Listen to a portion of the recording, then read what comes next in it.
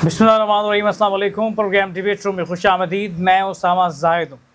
नाज़रीन गिरामी, जंग के हवाले से मुख्तलिफ़ तरह की पेशन गोइयाँ, मुख्तलिफ़ तरह के तज्ज़िये किए जाते रहे, लेकिन आज भी हम अपने मौक़िफ़ पे कायम हैं कि ये जंग किसी सूरत रुक नहीं सकती। ये जंग बढ़ेगी। ये जंग आर्जी तौर पे पॉज़ हो सकती है, आर्जी तौर पे रुक सकती है और बहुत सारे इसमें मामलात हो सकते हैं। असला इकट्ठा हो सकता है, लेकिन लॉन्ग टर्म अगर हम इसको चल के देखें तो ये जंग आर्मेगेडॉन का हार्ड सेशन है जिसका आगाज़ हो चुका। ये तमाम जंगें जो इस वक्त शुरू होंगी तारीख़ी नौइयत पे ये उस स्टेज पर शुरू हो रही हैं कि ये तमाम जंगें अब हज़रत महदी से पहले ये इख्तिताम पज़ीर नहीं होगी।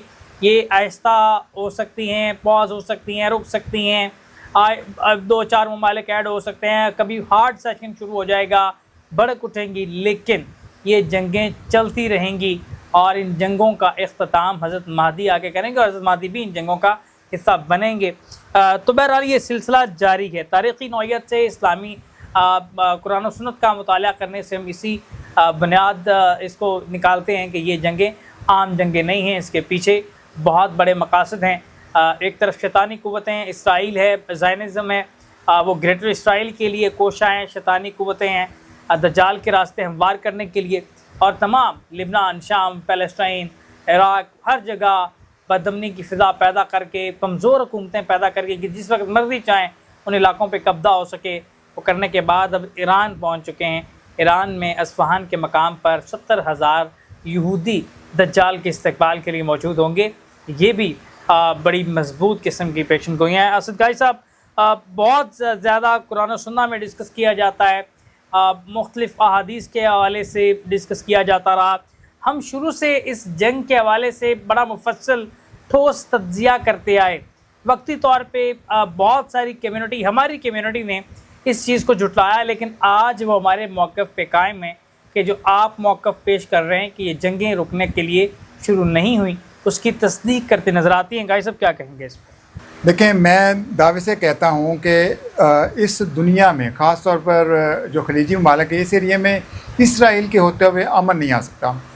इसराइल एटमी ताकत है और इस वक्त वो इस गरूर और घमंड में था कि वो सुपर पावर बनने जा रहा है और अमेरिका उसकी पुष्ट पर है, तो उसने ईरान के ऊपर अमेरिका की मदद से हमला कर दिया। अब जब उसको मुंह की खानी पड़ी और आपने देखा कि ईरानी जो मिसाइल हैं उन्हें उनका सारे का सारा डिफेंस सिस्टम तबाह कर दिया था। अब उनको ये फ़िक्र खाई जा रही है कि इस दरमियान में हमने अमेरिका की मदद से ईरान को कहीं ना कहीं किसी न किसी तरीके से फ़तह करना है, रजीम चेंज करना है, कुछ ना कुछ तो उन्होंने जो जिसकी बुनियाद के ऊपर ट्रंप या इसराइल कामयाबी का ऐलान कर सकें। मतलब इस जंग में उन्हें शिकस्त तो हो चुकी है, लेकिन वो अपनी शिकस्त को तस्लीम करने को तैयार नहीं है। अब वो कभी ना कभी पाकिस्तानी इस्टेब्लिशमेंट को और हमारे हुक्मरानों को शामिल करते हैं टेबल टॉक के लिए, कभी तुर्की के हुक्मरानों को, कभी कतर को, लेकिन ये ऊँट किसी भी करवट बैठता हुआ दिखाई नहीं देता। एक बात मैं अक्सर कहता जा रहा हूँ कि ईरान ने अब वाज़ेह तौर पर ये पॉलिसी अपना ली है कि अगर उनके पास एटमी सलाहियत होती तो इसराइल क्या अमेरिका को भी ईरान के ऊपर हमला करने की ज़रूरत ना होती। तो अब उन्होंने ये फ़ैसला कर लिया है कि हालांकि उनके पास 400-500 kg यूरेनियम अफसुदा शुदा पड़ी हुई है, वो जब चाहें इसमें थोड़ा सा बेहतरी लाकर वो एटमी सलाहियत हासिल कर सकते हैं। मतलब एटमी सलाहियत तो है, लेकिन एटम बम बना सकते हैं। अब इसराइल को सबसे बड़ी तकलीफ़ ये है कि हमने ग्रेटर इसराइल बनाना है, बाकी तमाम अरब मालिक को हमने राम कर लिया है। मिस्र, तुर्की और कोई भी मुल्क इस टाइम ईरान के साथ मिलकर इसराइल के खिलाफ लड़ने को तैयार नहीं है। हालांकि जब इससे पहले अरबों की जंग हुई थी तो उसमें तमाम अरब मालिक मिलकर इसराइल के खिलाफ लड़े थे, जिसमें शाह फैसल का आपको याद होगा, उसके बाद उसको रास्ते से हटाया गया। अब भी एक चीज़ अब वाज़ेह हो जानी चाहिए, कुछ हमारे यहाँ तज़ियानकार, कुछ लिबरल किस्म के लोग इस जंग को मुआशी जंग कहते हैं, तेल गैस के वसाइल की जंग कहते हैं, जबकि ऐसा नहीं है। ईरान जब से वहाँ इस्लामी इनकलाब आया है वो इमाम महदी के इंतज़ार में अपनी तैयारी कर रहे हैं। इसराइल जिसका वजूद हम सब के सामने है, उन्होंने ग्रेटर इसराइल का प्लान बनाना है, वो अपने मसीहा दज्जाल के इस्तकबाल के लिए तैयारियां कर रहे हैं और उनका ये मानना है कि दज्जाल जब आएगा वो पूरी दुनिया पर रूल करेंगे। तो उनको ये लगता है कि हम जब दज्जाल आएगा तो उससे पहले हमने पूरी दुनिया को कंट्रोल करना है। तो इसमें नाज़रीन कोई शक नहीं है कि जितनी बड़ी मल्टीनेशनल कंपनीज़ हैं उनमें से आप किसी भी कंपनी का नाम ले लें, आज भी इसराइल को कोई नुकसान नहीं है। वो अपना जितना भी उनका माली नुकसान हुआ वो दोबारा पूरा कर लेंगे, उसका कहीं ना कहीं वो तोड़ निकाल लेंगे, क्योंकि उनकी इंडस्ट्रियाँ चल रही हैं, उनका निज़ाम ज़िंदगी चल रहा है। असल जो चीज़ है वो उनको खौफ यही खाया जा रहा है कि हम ईरान को कहीं ना कहीं टेबल पर बैठाकर जो उसके पास यूरेनियम है उसको कहीं और खवा लें या उससे एग्रीमेंट कर लें या उसकी जो एटमी सलाहियत। लेकिन गाइस साहब यहाँ पे सवाल तो ये भी है ना कि अपने यूरेनियम पे क्यों वो कंप्रोमाइज़ करेंगे, क्योंकि अगर ईरान यूरेनियम के हवाले से कंप्रोमाइज़ करता है तो जो उसने शहादतें दी हैं, जो उसके आला लीडरशिप, उसके अहम साइट्स पे हमले हुए, वो अवाम ही उनको वही बात मैं आगे जारी रख रहा हूँ कि देखें ये जंग इसलिए मैं कह रहा हूँ ये रुकने वाली नहीं है। अब क्या है, इसराइल को कुट पड़ी, इसराइल का डिफेंस सिस्टम तबाह हो गया तो वो अब उसकी तैयारी में लगा हुआ है। ये जितने मसाइल थे ये आपको पता है ये कहीं महीनों के बाद तैयार होते हैं, तो वो पूरा एक टाइम बाय कर रहे थे। चलें, दूसरी तरफ से कांग्रेस ने तो टाइम जो इन्होंने जंग का लिया था वो तो ख़त्म हो गया। लेकिन जो चीज़ आपने कही थी कि ये जंग कभी स्लो होगी और कभी तेज़ होगी, अब चूँकि इस वक्त अमेरिका को जुर्रत नहीं हो पा रही कि वो ईरान के ऊपर अटैक करें, क्योंकि ईरान ने भी इस दरमियान में अपने आप को समझ लें कि दोबारा तैयार किया जंग के लिए। तो उसने जब तैयारी पकड़ी है तो क्या लगता है आपको वो इस दफ़ा हाथ हौला नहीं रखेगा?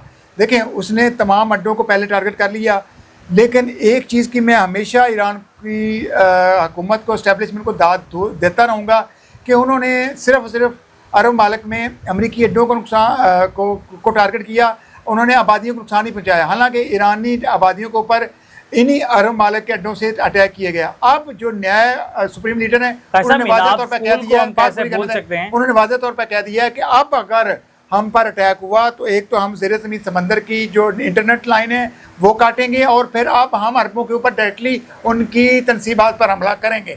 तो इसलिए वो सोच विचार में पड़े हुए हैं, क्योंकि इनके अड्डों के बगैर खलीफा हिट हो गया तो क्या करेंगे ये सर? अब तो दुबई ने, यूएई ने वाज़ेह पॉलिसी अपना ली है। तो मुझे लगता है सबसे पहले अमेरिका के कुत्ते को ईरान ने मारा, इसराइल को, अब इसराइल के आगे पालतू यूएई को वो मारेगा और उसके लिए वो दूर नहीं है। और जितना नुकसान यूएई का होगा, देखिए इसराइल के पास तो उतनी बड़ी इमारतें हैं, उतनी बड़ी तनसीबात नहीं थी, लेकिन यहाँ तो मल्टीनेशनल कंपनियों का सारे बड़ा जदीद किस्म का असला इसराइल पहुँचा रहा है। आयरन डोम भी उन्होंने दुबई में पहुँचा दिया, लेकिन अगर वो आयरन डोम, इसको समझ नहीं आ रही कि अगर वो इसराइल की हिफाजत नहीं कर सका तो यूएई की बड़ी बड़ी इमारतों की हिफाजत कैसे करेगा? लेकिन जब मत मारी जाए तो फैसला करने में। ठीक है कई साहब, यहाँ पे हमने ब्रेक पे जाना है, ब्रेक से वापस आते हैं, यहीं से शुरू करते हैं आगाज गुफ्तगू का। हमारे साथ रहिए।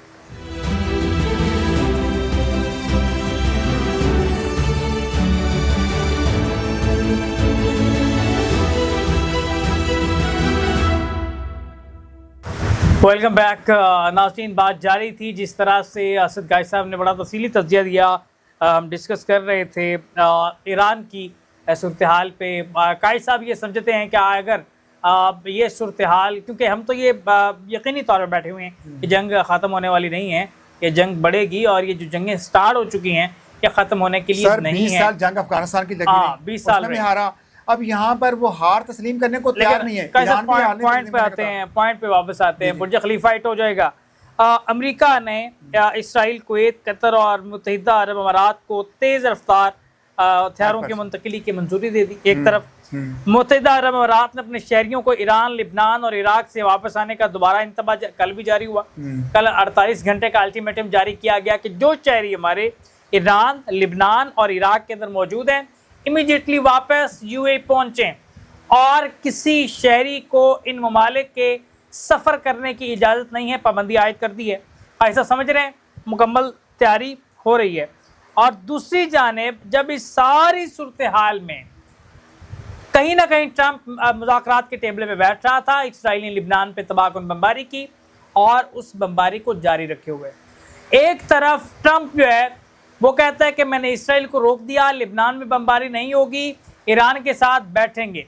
दूसरी जानब नेतन्याहू का ये पैगाम आता है कि लेबनान पे बमबारी जारी रहेगी और ईरान को हर सूरत घुटने टेकने होंगे, ईरान को किसी सूरत माफ नहीं कर सकते। उसामा साहब ये चीजें ये नेतन्याहू के कंट्रोल में है। बस हम पहले दिन से कह रहे हैं कि ट्रंप नेतन्याहू के कंट्रोल में है। लोग कहते आए का हिसाब के अमेरिका इजराइल को कंट्रोल करता है, लेकिन हमारा भी यही मुद्दा था कि नहीं, इस्राइल कंट्रोल करता है अमेरिका को और अमेरिका ही सारा सिस्टम। अब एक महंगा डिफेंस सिस्टम इस्राइल ने लेजर एयर डिफेंस सिस्टम जो है वो मुत्तहिदा अरब अमारात को गिफ्ट कर दिया और पहली दफा अरब अमारात में इस्राइली फौजी तैनात होंगे। काई साहब ये वलीलुल अरब, हाँ, अरबों की तबाही के हवाले से अगर मैं ये कह रहा हूँ कि यकीन जाने इसने भी, दुबई ने भी जितनी यशियाँ, बल्कि जितने मंदिर का इफ्ताह उसने मोदी से करवाया, तो हमें ये लगा कि शायद कुदरत की तरफ से उसको मोहलत मिल रही है, लेकिन अल्लाह ताला ने इनको इतनी मोहलत नहीं देनी।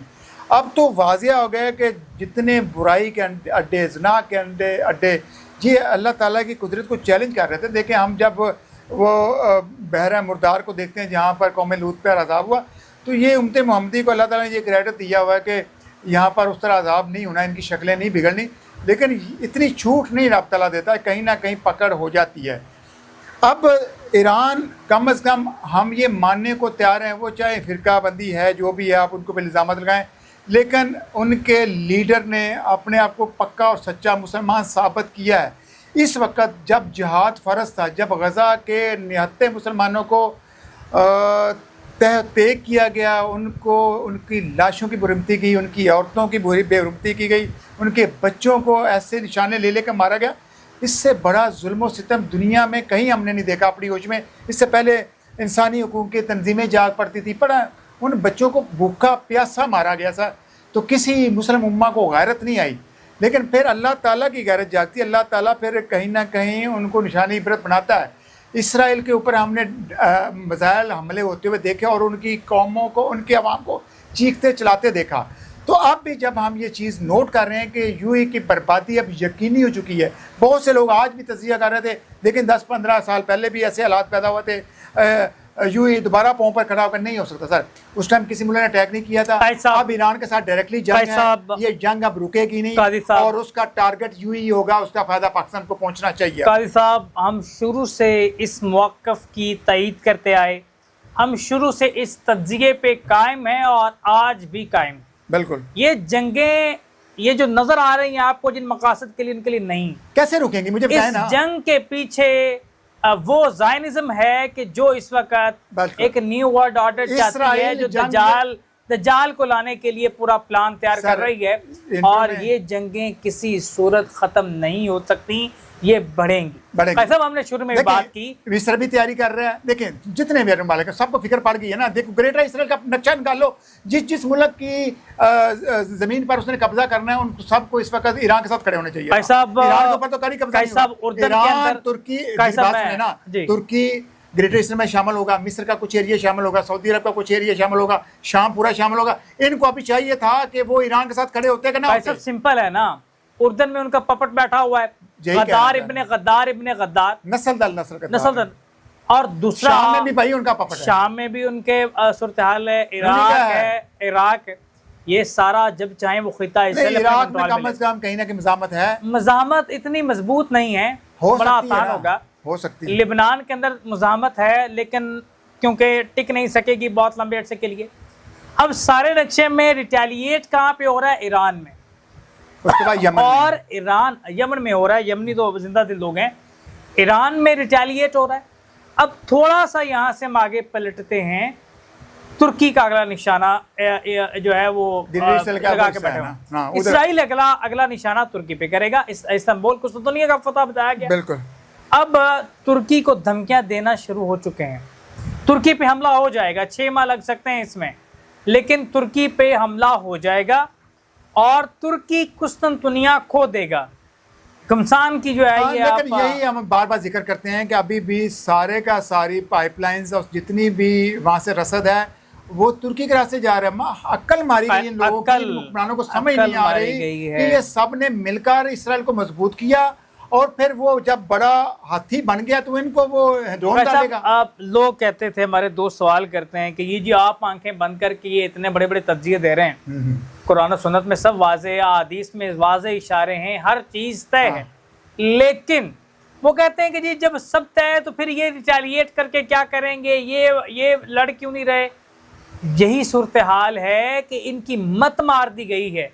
ये वो बदबख्त लोग चुन लिए गए हैं कि जिनके असर पे जलालत के ताज होंगे, ये वही लोग हैं। इसमें तैयब उर्दगान भी शामिल हैं।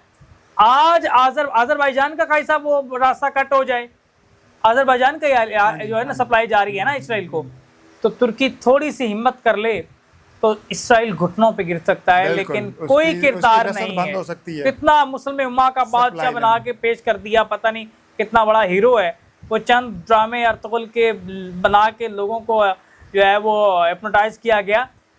बहुत अच्छी चीज़ है, तारीख बतानी चाहिए, बड़ा अच्छा कदम है आपने, लेकिन अमलन तौर पे मैदान में आप कौलो फेल में ये मुनाफिकत है, यही मुनाफिकत है। बहरहाल सूरत हाल यहाँ पे वाज़े है, इसराइल इस जंग को हर सूरत बढ़ावा देगा। ट्रंप के ऊपर जो अटैक हुआ ये एक ट्रेलर था, ज़ायनिज़्म की जानिब से ट्रेलर दिखाया गया कि अगर तुम जंग से पीछे हटे और अगर तुमने जंग के नक्शे को बिगाड़ने की कोशिश की, हमारी प्लानिंग में की कोशिश की, तो ये हमारी प्लानिंग में शामिल है कि ट्रंप हमारे निशाने पे है। ये एक इशारा दिया गया, ये एक डरावा दिया गया, आप जिसको कुछ भी कह सकते हैं, लेकिन ये बहरहाल एक इशारा था ज़ायनिज़्म की जानिब से कि ट्रंप का क्या असर होने वाला है। पिछले 2 माह पहले का इस आपको याद होगा, हमने प्रोग्राम में कहा था कि ट्रंप की मौत लिखी गई है। ट्रंप जिस डगर पे चल पड़ा, जिन हाथों में खेल रहा है, इसका इख्तिताम अच्छा नहीं है। सर मुझे बताएं, जेफरी एप्स्टाइन जिससे इन्होंने सारे काम करवाए, आज भी जिंदा, जिससे सारे काम करवाए, मुझे बताएं वो किरदार सामने आया कि नहीं है? कैसा वो किरदार सामने आए, लेकिन पूरी दुनिया को बताया गया कि फांसी दे दी गई है। लास्ट टाइम इसराइल में उसको जिंदा देखा गया। इसराइली अपने शहरियों को डिफेंड करता है, उनके ज़हनों में यहूदियों के, उन ज़ायनिस्ट के ये ज़हनों में डाल दिया गया कि दुनिया के अंदर आपके अलावा तमाम लोग कीड़े मकोड़े नीच जात के लोग हैं, आपने उनसे लड़ना है, उनको खत्म करना, आप आला है। वो अपने मोहरों को इस्तेमाल करते रहते हैं और उनको संभाल के भी रखते हैं। लेकिन ट्रंप जैसा जितना बड़ा मोरा, पीडोफाइल शख्सियत और बड़ी बददिमाग किस्म का इंसान, बद किरदार, बददिमाग, पागल किस्म का जुनूनी शख्स जो है, वो जितना भी वो यूज़ कर लें, लेकिन उस एंड ऑफ द टाइम उसको कूड़े के डब्बे में फेंक देते हैं, टिश्यू पेपर की तरह यूटिलाइज करके उसको फेंक दिया जाता है।